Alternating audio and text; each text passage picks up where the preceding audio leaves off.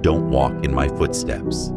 Create your own. It's not just a clever quote, it's a survival code. Because if you saw the route I took to get here, if you felt the burn of the lessons I had to learn the hard way, you'd understand. These footsteps aren't a trail to follow. They're a caution sign. You see the man standing today, but you didn't see the boy who was lost, the young man who broke down, the nights I screamed into silence hoping something would change. My path wasn't lit. It wasn't guided. It was guessed, scraped together, navigated through instincts and desperation. Every step I took cost something. Sanity, sleep, friends, pieces of who I used to be. So if you're admiring where I am now, don't forget what it took to get here. This road is soaked in pain. It's lined with the graves of who I used to be. The truth is, I didn't walk out of hell. I learned how to breathe in it, and I wouldn't want that for you. You think you're showing respect by imitating me, but copying another man's scars doesn't make you strong. It makes you stuck. You weren't born to be my shadow. You were born to be a light that carves a whole new direction. Don't ask how I made it.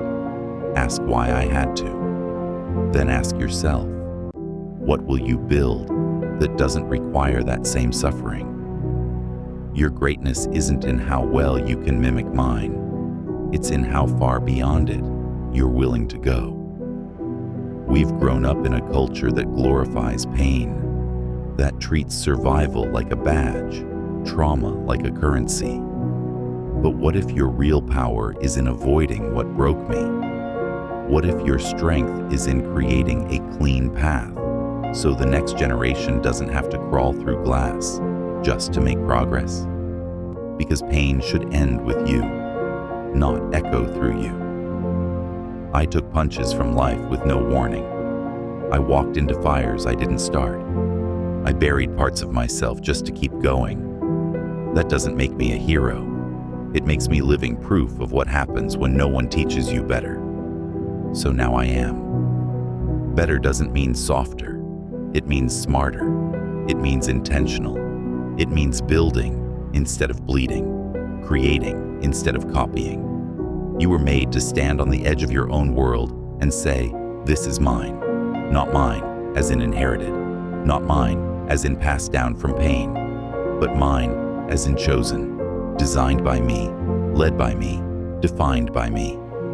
Every time you look behind and ask yourself what I would have done, pause. Ask instead, what do I need to do right now to become the man I was meant to be? Don't let my legacy become your leash. Don't mistake tradition for truth. Don't let the image of who you think you're supposed to be silence the voice of who you really are. You're not here to walk the same dirt roads I did. You're here to build highways over the places I got stuck. You're here to climb while I crawled. You're here to break cycles, not repeat them. To evolve, not mimic. And if that means walking alone, then walk alone. That's how legends begin. Alone doesn't mean lost. It means unafraid to step into territory no one else is brave enough to map out. You may lose people. You may confuse people. But you will find yourself. And that's the only path worth walking. So if you're listening to this thinking, you need to prove something to me, don't. Prove it to yourself. This world doesn't need another copy of me. It needs an original version of you. You owe it to your future to stop idolizing the wreckage of your past. You owe it to the little boy in you who still hopes for peace, for direction, for clarity. Don't walk in my footsteps. Walk past them. Because everything I went through so you wouldn't have to. So take the lessons, take the warnings, but don't take the route. Build your own road. And when someone asks you who inspired you, tell them, a man who told me not to follow him, but to outgrow him.